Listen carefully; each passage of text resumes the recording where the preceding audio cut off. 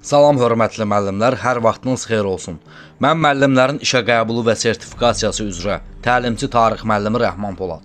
Uyğunluq gözlənilmişdir başlığı altında tərtib etmiş olduğum və tarix ictimaiyyəti ilə bölüşdüyüm Azərbaycanın 18-ci əsr tarixi ilə bağlı testin izahını təqdim edirəm. Deməli, Azərbaycan 18-ci əsrdə başlığı altında olan cədvəl testimiz kifayət qədər çaşdırıcı, kifayət qədər diqqət tələb edən bir testdir. Bu testdə müvəffəq olmaq üçün kifayət qədər diqqətli olmaq lazımdır. Deməli, baxırıq. Nadir Şaha qədərki dövr, Nadir Şah Əfşar. 1. A variantı. Pyotrun Artemi Volinskini Azərbaycana göndərməkdə məqsədlərindən biri də Səfəvilərin ərazisində xristianlarla əlaqə yaratmaq idi. Artemi Volinskini 1-ci Pyotr Səfəvilər dövlətinə göndərərkən onun bir məqsədləri var idi. Bir də Volinskiyə verdiyi tapşırıqlar var idi. Onu fərqləndirmək lazımdır. Testlərdə bunlar qarışdırılmamalıdır deyə düşünürəm. Məqsədlərdən birisi o idi ki, Azərbaycandakı sosial, iqtisadi və siyasi vəziyyəti öyrənmək və eyni zamanda Xəzər dənizinin qərb sahillərini öyrənmək. Yəni bu iki məqsəd var idi, bu məqsədlərdir. Lakin tapşırıqlarsa fərqlidir.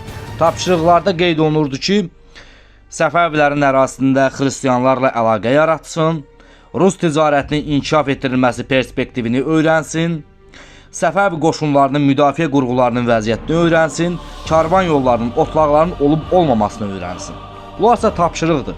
Lakin biz nə qeyd etmişik? Qeyd etmişik ki, Pyotrun Artemi Volinskini Azərbaycana göndərməkdə məqsədlərindən biri də Səfəvilərin ərazisində xristianlarla əlaqə yaratmaq idi. Bu yanlışdır. Məqsədlərindən biri deyil, tapşırıqlarından birisi idi. B variantı. Şah Sultan Hüseynin siyahıya almağa başlaması. 1694-1722-ci illərdə hakimiyyətdə olmuş Şah Sultan Hüseyn dövləti böhrandan çıxarmaq və boş qalan xəzinəni doldurmaq üçün həyata keçirdiyi bir sıra tədbirlər var idi. Bu tədbirlərdən birisi də siyahıya alma idi. Siyahıya alma keçirməyə başlaması 1699-cu ilə aiddir. Yəni siyahıya alma baş tutubdu 1699-1702-ci illər. Başlaması nə zaman aiddir? 1699-cu il. Lakin biz testin yuxarı hissəsində nə qeyd etmişik? Azərbaycan 18-ci əsrdə. Deməli 1699-cu il 18-ci əsr hesab olunmur. 1699-cu il 17-ci əsrin sonudur. Deməli B variantı da yanlışdır. C variantı. Üç müəccinin şimal-şərqində baş verən döyüş. Bəli, 1735-ci ilin iyun ayında Üç müəccinin şimal-şərqində, yəni İrəvan bölgəsində Nadir xan tam qələbə qazanır və Osmanlı sultanı qoşuna əmr verir ki, Azərbaycandan geri qayıtsın. Bu doğru hesab olunur. Bu 18-ci əsrdə baş veribdi. Nadir Şaha qədərki olan dövrü əhatə edir. Yəni Nadir xanın fəaliyyəti ilə bağlı hesab olunacaq. C variantı doğru hesab olunmaqdadır. 2-yə baxaq. Nadir Şah Əfşar. Şamaxı yaxınlığında üsyançıların baş verən döyüşdə üsyançıların məğlub edilməsi, edam edilməsi. Şamaxı yaxınlığında döyüşdə üsyançıların məğlub edilməsi bu 1-ci Sam Mirzə üsyanı ilə bağlıdır. 1743-cü ildə 1-ci Sam Mirzəni Nadirin oğlu Nəsrullah Mirzə məğlub edir Şamaxı yaxınlığında döyüşdə və 1-ci Sam Mirzə edam edilir. Surxay xan isə Dağıstana qaçır. A variantı doğru hesab olunacaq. B variantı. Gələsən Görəsən qalasının inşa olunması. Gələsən Görəsən qalası düzdür. Hacı Çələbiyə müdafiə verdi. Yəni orada Hacı Çələbi çəkildi orada müdafiə olunmaq üçün. Bu doğrudur. Lakin Gələsən Görəsən qalasının inşa olunması 12-15-ci əsrlərə aiddir. Deməli 18-ci əsrlə əlaqəsi yoxdur. Deməli B variantı da yanlış hesab olunacaq. C variantı. İri feodalların nüfuzunu sarsıtmaq məqsədi ilə hakimlərə nəzarət üçün yanlarına naiblər təyin olundu.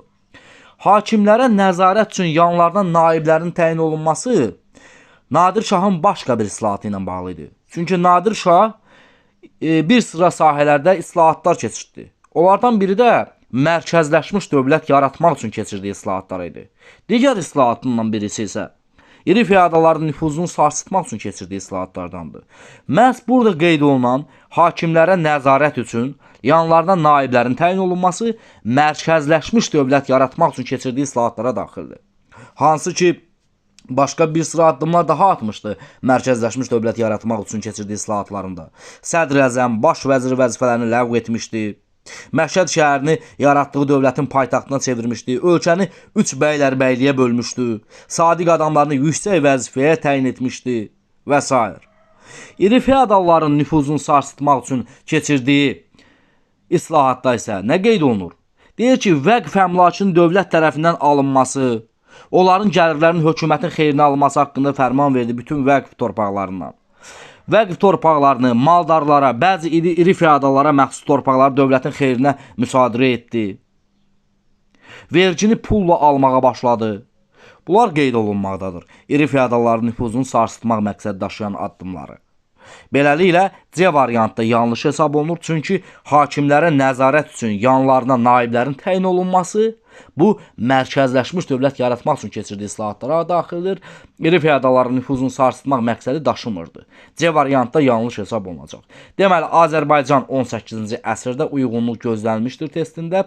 1. C variantı, 2 də A variantı hesab olunmaqdadır. 1C, 2A cavabımız C variantı. Hər kəsə uğurlar.